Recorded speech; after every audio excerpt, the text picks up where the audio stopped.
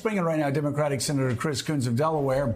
First of all, I'm sure the senator can echo what I've just said about Republicans traditionally pre-Trump doing very well with absentee voting, but he's also a member of the Foreign Relations Committee and Judiciary Committees. I guess, Senator, if you will, tell us your takeaways from yesterday's January 6th hearing. Joe, these January 6th hearings are remarkable. They are riveting. They are delivering new evidence. I'll tell you, frankly, as someone who sat through the whole second impeachment trial of President Trump around the January 6th riot and his role in it, I didn't think there was a huge amount of new evidence that I would see by watching these hearings. There is. It's compelling. And I think Chairman Benny Thompson and Ranking Member Liz Cheney are doing an excellent job. The testimony day after day is building a case that President Trump knew he had lost the election, that he was fraudulently reaching out to his donors and getting them to send in millions of dollars, that he refused evidence that he had lost from his close supporters, and that he went ahead anyway with a core team led by Rudy Giuliani with planning the January 6th riot that ultimately led to the first time in our history a mob stormed our Capitol to try and interrupt the peaceful transfer of power.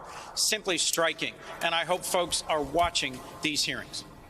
Yeah, you've said quite a number of times that you really want Americans to zoom in on what's happening during these hearings. And you touch on something that my father talked about in the final decade of his life, and the concern about the inequality in this country and the potential for political violence, for people to be swept up, like in a Trump-type cult. And here we are today looking at January 6th, and we have Republicans serving right now in the Senate and in Congress who want to pretend it didn't happen, who want to sweep it under the rug, who don't want to look at it. So could you explain why shining a light on what happened on January 6th is important in stemming political violence, or could it do rather the opposite?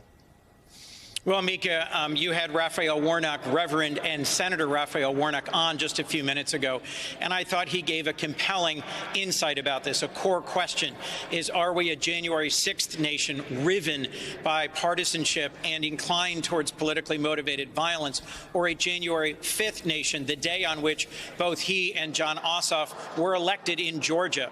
Significant change, progress, certainly from my perspective, in that Georgia elected its first ever black senator and Jewish senator, and added to, of course, the change in the Senate by giving us the majority. I'll mention that Senator John Cornyn and I yesterday reintroduced a bill called the Civics Secures Democracy Act. It's a bipartisan bill with several supporters here in the Senate. It would authorize spending $1 billion a year on civics education in our country. Only 9 states require a full year of civics in high school or middle school, and I think part of what's going on, the fraying of trust and confidence in our system, is because too many of us at all ages are distracted by social media that spins us into more and more extreme and isolated perspectives, where we are reinforcing our negative views of our political opponents and demonizing them. President Biden, since he was elected, has tried to help bring our country together by making appeals to our common American interests.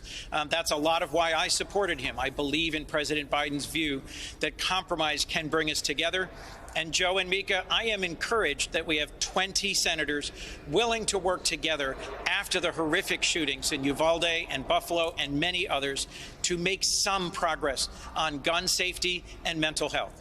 Senator, let me ask you about that. Good morning. You do have 10 Republicans on board now with 10 Democrats who've come up with this deal. No legislative text yet, but we know the broad outlines of it on red flag laws, mental illness, mental health, and school safety.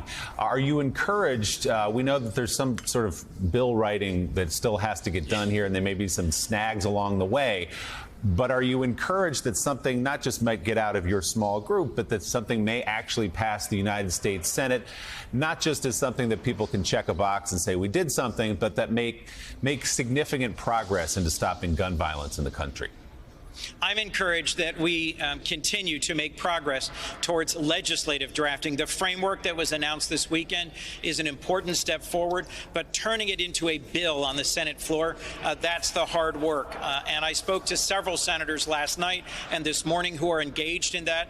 I did speak to several Republican senators who are not a part of this framework group yet, who said they were looking it over and considering supporting it. I'll mention one other feature you didn't mention there and what's included, the so-called boyfriend loophole. In this country, if you are convicted of domestic violence against someone you are married to or you have children with or you live with, you can be prevented from buying a weapon. But not if you've been convicted of domestic violence against someone you're dating. That's a loophole that this bill, as we turn it into bill text, would also close.